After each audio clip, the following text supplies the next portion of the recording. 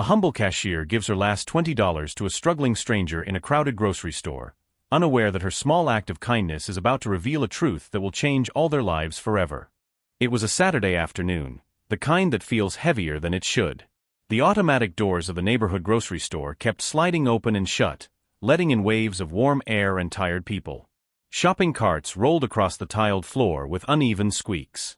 Registers beeped endlessly. Children tugged at their mothers' sleeves. Phones rang. Conversations overlapped. Everything felt loud, but beneath the noise, there was something else. Tension. Long lines stretched from each checkout counter. Faces showed impatience.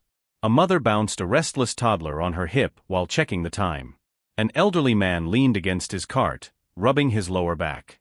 A teenage cashier forced a polite smile for the 20th customer in a row. Behind register 4 stood a young woman with calm eyes and quiet strength. Her name tag shone under the fluorescent lights. She moved quickly, carefully scanning items, placing them into bags with gentle precision.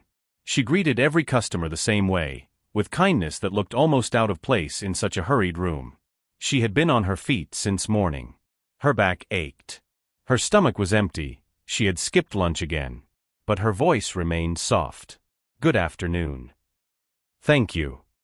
"Have a good day." Over and over. Around her, the world felt rushed. People complained about prices. They sighed loudly when the line slowed down. They checked their watches as if time itself had betrayed them. Why do we always believe our hurry matters more than someone else's struggle? Near the entrance, a man paused for a moment before grabbing a basket. His clothes were simple. His jacket slightly worn. He blended into the background of the store like just another ordinary customer. No one paid him any attention. No one looked twice. Just get through the shift, the cashier told herself silently as she scanned another item. Just make it to closing. The lights above hummed faintly. The store manager whispered to an employee about being understaffed. Somewhere in aisle 3, a jar shattered on the floor, and a tired sigh followed. It was an ordinary place. An ordinary day. An ordinary crowd. And yet, sometimes, it is in the most ordinary places that life prepares its most extraordinary moments. No one in that store knew that within minutes, something would happen that would stop every cart, silence every complaint, and remind them of a truth they had long forgotten. Because sometimes, in the middle of chaos, one small act can change everything. And the greatest storms often begin in the quietest rooms. The man who walked into the store that afternoon did not look important. He did not wear a tailored suit. He did not carry confidence like a spotlight. His jacket was slightly faded at the elbows. His shoes were clean but worn. His hair showed a touch of gray at the temples, the kind earned from years of responsibility, not fashion. He picked up a small plastic basket instead of a cart. Slowly, carefully, he walked through the aisles. A bag of rice. Dried beans. A bottle of cooking oil. A loaf of bread. A few onions. 2 tomatoes. Nothing extra. Nothing indulgent. Just the basics, the kind of groceries that speak of survival, not luxury. He paused for a moment in front of the bread shelf, reading labels quietly. Around him, people noticed, but only enough to dismiss him. A woman in yoga pants glanced at his basket and looked away. A teenage boy nearly bumped into him and did not apologize. 2 women whispered as he passed.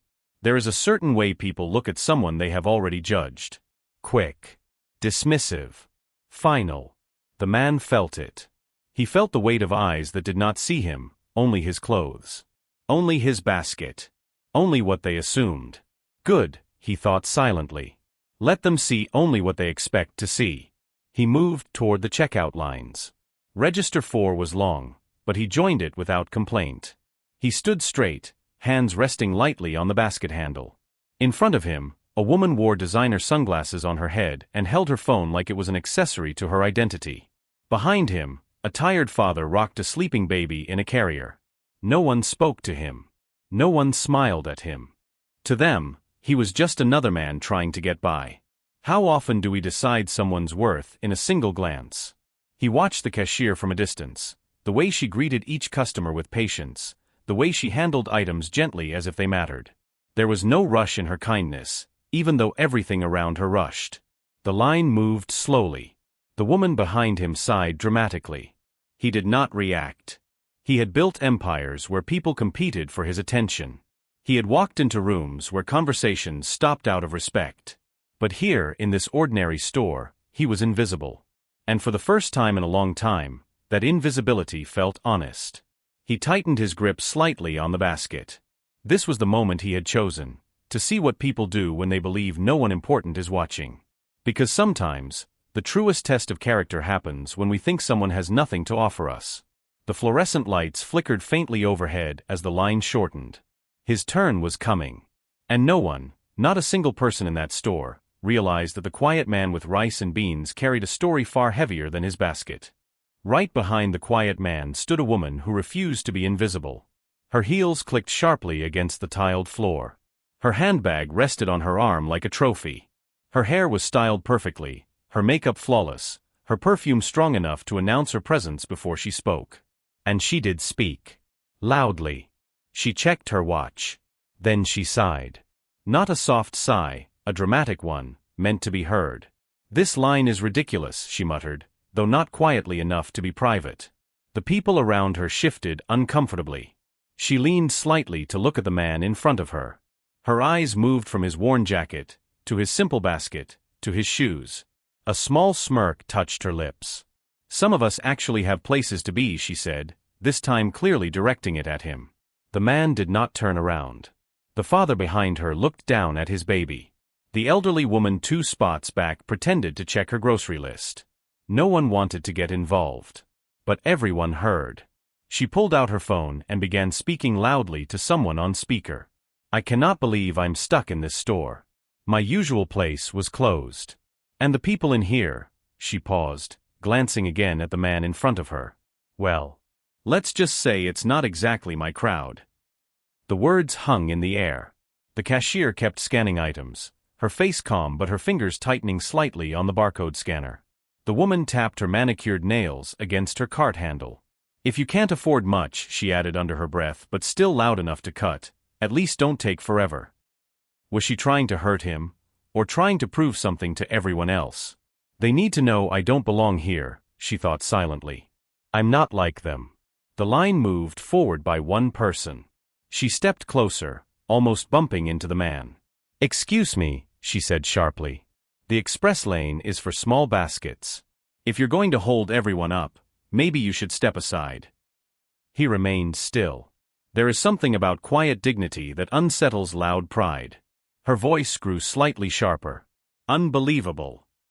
The atmosphere changed. The air felt heavier. The fluorescent lights seemed harsher. Conversations in nearby aisles slowed as people sensed the tension drifting toward register 4.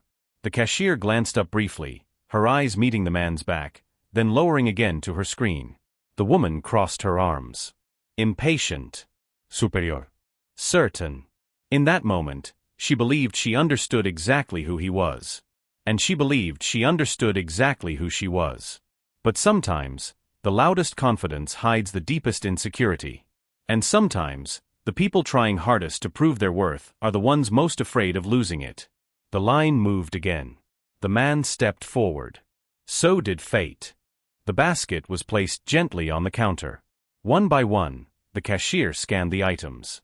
Beep. Rice. Beep. Beans. Beep. Oil. Bread. Onions. Tomatoes. "Your total is $23.47, she said softly, offering the same warm smile she had given everyone else. The man nodded politely and reached into his jacket pocket. He paused. Then he checked his other pocket. A small frown formed on his face. He patted the inside of his coat. Then his back pocket. Then the front again. Silence slowly replaced the usual store noise. I'm sorry," he said quietly. "I think I forgot my wallet."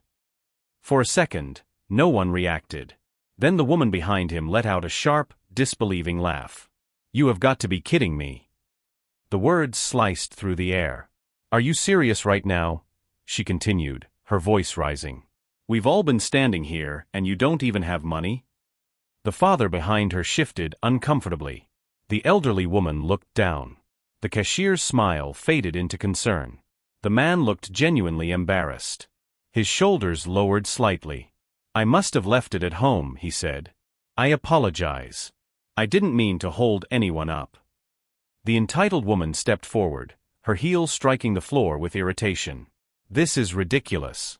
Some of us actually have schedules. If you can't pay, you shouldn't be in line." The cashier glanced toward the store manager, who had already noticed the commotion. He hurried over, adjusting his tie nervously. "What seems to be the problem?" he asked. "He doesn't have money," the woman answered before the man could speak. "He's wasting everyone's time." The manager gave the man an apologetic look. "Sir, if you can't pay, I'm going to have to ask you to step aside so we can assist the next customer." The words felt heavier than they sounded. The man nodded slowly. This is the moment, he thought. Let's see what happens now. He began gathering his items, ready to remove them from the counter. Around him, people avoided eye contact. No one stepped forward. No one offered help.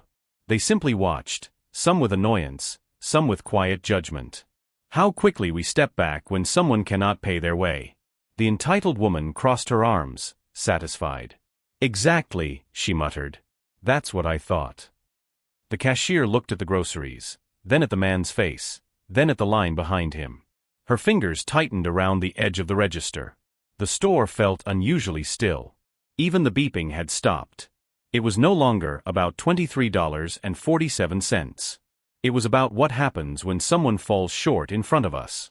And in that heavy silence, a decision was about to be made, one that would change every life in that store. The silence inside the store felt heavier than any argument. The man slowly began removing his groceries from the counter, placing each item back into the basket with quiet dignity. Rice, beans, bread, oil. Small things. Simple things. Necessary things. The entitled woman tapped her fingers impatiently. "Can we move this along?" she muttered. But the cashier was not looking at her. She was looking at the man. She noticed the way his hands trembled slightly. The way he avoided eye contact. The way embarrassment sat on his shoulders like a weight he had carried before. Her heart tightened. She knew what it felt like to calculate every dollar. To stand in front of a register hoping the total would not rise too high. To smile even when pride felt fragile. Slowly, almost invisibly, she reached into her apron pocket. Inside was a folded bill. Her last $20. Her lunch money for the week. She hesitated, just for a breath. It's only money, she thought. But this moment, this matters more. Without drama. Without announcement. She placed the bill gently on the counter. "I've got it," she said softly. The words were simple. But they echoed through the store like something sacred. The manager blinked. "Are you sure?" She nodded. "Please. Just ring it up." The entitled woman stared in disbelief. "You're paying for him?" The cashier did not answer her. The register beeped again. $20 applied. Balance cleared. Receipt printed. The sound of that small piece of paper tearing from the machine felt louder than anything that had happened all day. The man looked up slowly. Why would you do that?" he asked, his voice unsteady. She offered a small smile. "Because everyone deserves a little grace." The store had gone completely silent. No one moved. No one checked their phones. Even the restless child in the cart stopped fidgeting. Was it really that simple, to choose kindness when no one expects it? The cashier handed him the bag. "There you go," she said gently. He accepted it with both hands, as if it were something fragile. Something priceless. His eyes glistened. And for a moment, something shifted in the room. The air felt softer. The tension dissolved. The entitled woman looked away, uncomfortable now, not because of delay, but because of contrast. Kindness had just exposed something. And it required no spotlight. No applause. No repayment. Just a heart willing to give when it would be easier to stay silent. The cashier stepped back to her register, as if nothing extraordinary had happened. But everyone knew something had. The man walked slowly toward the automatic doors, his basket in hand. Every step felt deliberate, measured, almost ordinary, but in reality, his plan was anything but. He stepped outside into the bright afternoon sun. The The distant hum of cars on Cascade Road contrasted sharply with the heavy silence he had left inside the store. Reaching into the lining of his jacket, he pulled out his phone and pressed a single button. A sleek black Mercedes S-Class rolled up to the curb with quiet authority. The door opened, and his driver stepped out, perfectly dressed in a tailored suit, eyes scanning the surroundings. The man returned inside, carrying a leather envelope, the weight of it in his hands as heavy as the anticipation in the room. He placed it on the counter in front of the cashier. Everyone watched, their eyes wide. The entitled woman froze mid-breath, her earlier arrogance evaporating like mist. Inside the envelope was a business card, crisp, professional, impossible to ignore. He slid it across the counter. Slowly, deliberately. "My name is Ikenna Diallo," he said, his voice calm but commanding. "I am the founder and chairman of D.O. Holdings. I own this building, the one you're standing in." The room went still. Customers stopped moving. The manager's jaw dropped. Phones lifted instinctively as people tried to capture the moment. The entitled woman's mouth opened, and yet no words came. He looked at her, eyes steady. "You judged. You spoke without knowing. And now?" Silence. She couldn't respond. The color drained from her face, and for the first time, she understood the power of assumptions. He turned back to the cashier, her hands still trembling from earlier. "And you," he said softly, his gaze warm. "You gave everything you had to someone you thought had nothing. That kind of heart cannot be bought. That is priceless." The cashier blinked, shock and disbelief flooding her face. She wanted to speak, but the words caught in her throat. Could it really be true? She thought. All this time, I had no idea. The man reached into his jacket again, this time not for money or a wallet, but to make a promise. His eyes met hers with an intensity that made everyone else fade into the background. "You gave without hesitation. You gave without expectation. And because of that, you showed me who truly matters in this world." The entitled woman turned away, ashamed. The customers whispered among themselves. For a single quiet moment, the store was no longer ordinary. It had become a lesson in humility, generosity, and the unseen power of kindness. A single truth hung in the air, impossible to ignore. Appearances deceive, but actions reveal the soul. A few days later, the man arrived at the small corner cafe on Jonesboro Road. No Mercedes this time. No driver. Just him, walking through the door like any ordinary man. The smell of coffee and fresh pastries greeted him, warm and comforting. The cashier was already there, seated at a corner table, a notebook open in front of her, scribbling numbers and balancing accounts. Her posture was tired, but her smile was steady when she looked up and saw him. "I wasn't sure you'd come," she said softly. "I promised," he replied, sitting down across from her. "And I wanted to hear your story. The real one." For the next few hours, she spoke. She spoke about the early mornings and long nights, about cleaning offices downtown after her shift at the grocery store, about the sacrifices she had made to bring her younger brother legally to America. She told him about her night classes, her dreams of becoming an accountant, and the weight she carried every single day. Does anyone ever see the whole picture? She wondered silently, her hands wrapped around the coffee cup as if it anchored her to reality. He listened. Truly listened. Not a word of judgment. No hints of pity. Just attention, patience, and understanding. "I skipped meals," she admitted quietly, her voice barely above the hum of the cafe. "So he could eat. So he could study. Some days I went to bed hungry, but I never complained. It's just life." He reached across the table and placed a hand over hers. The gesture was simple, but it carried more warmth than any grand declaration ever could. "You've given so much," he said. "And yet you still dream. You still fight. You still hope. That tells me everything I need to know about you." She looked up at him, surprised at the sincerity in his eyes. No bealt. No status. Just recognition of her heart, her effort, and her courage. A quiet laughter broke between them, soft and genuine, bridging the gap between two worlds that had collided in the most extraordinary way. They shared stories, small jokes, and silences that felt comfortable instead of awkward. It was real. It was honest. And it was the first time in years she felt truly seen. "Could someone really care about me for who I am, not what I can do for them. She wondered, almost afraid to hope. He answered that question without words, simply by staying, by listening, by believing in her when no one else had the time or energy to. By the time the sun dipped low over Jonesboro Road, something had shifted between them. A quiet understanding, a budding trust, and a connection that promised more than fleeting attention. It promised respect, empathy, and perhaps even love. The cafe returned to its usual rhythm around them, but in that corner booth, the ordinary became extraordinary. Two people, each carrying burdens, found a space to be vulnerable and human. Months had passed since that unforgettable day in the grocery store. Life had changed for some, and for others, reality had a way of humbling even the proudest hearts. The entitled woman, once sharp-tongued and arrogant, walked slowly through the automatic doors of the store. Her designer jacket had been replaced with something simpler, her expensive heels swapped for worn flats. She carried only a small basket of groceries, rice, beans, bread, the same basics she once scoffed at in others. As she approached the register, her eyes met the cashier's, and for the first time, there was no scowl, no contempt. Only recognition. She swallowed hard, feeling the weight of the past months press against her chest. How did it come to this?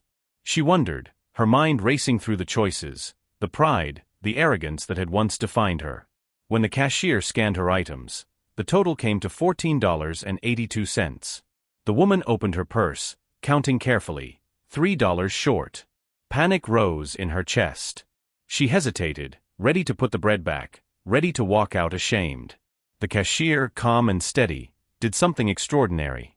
She reached into her apron pocket, pulled out $5, and gently covered the difference. "Here," she said softly, offering the money with a quiet smile. "It's not complicated. You need food, I have money." Time seemed to slow. The woman's voice cracked, barely above a whisper. Why would you do this? After everything?" The cashier shrugged, her eyes kind. Unwavering. Because kindness is stronger than pride. Because everyone deserves a second chance. Tears welled in the woman's eyes, and she nodded, humbled. She had come to the store expecting judgment, perhaps punishment, but instead found compassion. She placed her items in the bag silently, carrying not only food but a lesson she would never forget. Could I have acted differently all those months ago? She reflected, feeling a shift in her own heart, a quiet understanding that life often tests us in ways we never expect. The cashier returned to her work, scanning items, handling change, her actions simple yet profound. The store carried on around them, but for the humbled woman, the moment was transformative, a reminder that mercy and empathy can reach even the hardest hearts. And in that ordinary store, among the fluorescent lights and wobbly shopping carts, a quiet truth echoed: the measure of a person is not in wealth, power, or status, but in the courage to give when it costs the most. The grocery store, once ordinary and filled with fluorescent lights and hurried shoppers, had been transformed into a place of celebration. String lights hung from the ceiling, soft music played quietly in the background, and the shelves had been pushed aside to make room for chairs and flowers. It was here, amid the aisles where kindness had first sparked, that love was about to be sealed. The man, now known not just as a customer but as someone remarkable, stood nervously at the front. His hands trembled slightly as he held a small box. Inside was no diamond, no extravagant gem, only a simple gold band, elegant in its simplicity. On the inside, engraved carefully, were the numbers that had changed his life: $23.47. He looked at the woman who had given him everything she had without hesitation, who had risked her last $20 for a stranger, and his heart swelled. Could such a small act truly hold the power to build a lifetime of love? He wondered, feeling tears threaten his composure. "Nah," he began, his voice steady despite the emotions rising within him. "This day, this place, this moment. It all began with $23.47. You gave me your lunch money when you thought I had nothing. You gave me trust, kindness, and a heart so pure it has taught me more than any lesson I could ever learn from wealth or power. Will you marry me?" Her eyes widened, tears spilling freely down her cheeks. She laughed softly through her sobs, her hand reaching instinctively for his. "You didn't forget your wallet that day," she whispered, the memory of that moment still vivid in her mind. "But you gave me something far greater: your honesty, your respect, and your heart." The guests, employees, friends, and family, held their breath as she nodded, smiling through tears. "Yes," she said, voice breaking with emotion, 1,000 times yes. He slid the ring onto her finger, and in that simple ordinary grocery store, two lives intertwined in a bond built not on wealth, status, or extravagance, but on courage, compassion, and the quiet power of giving. The same aisles where judgment once lingered now echoed with laughter, joy, and the music of hearts united. As they shared their first kiss as a married couple, the moral of their story was clear. True riches are measured not by money in your pocket, but by the generosity and love in your heart.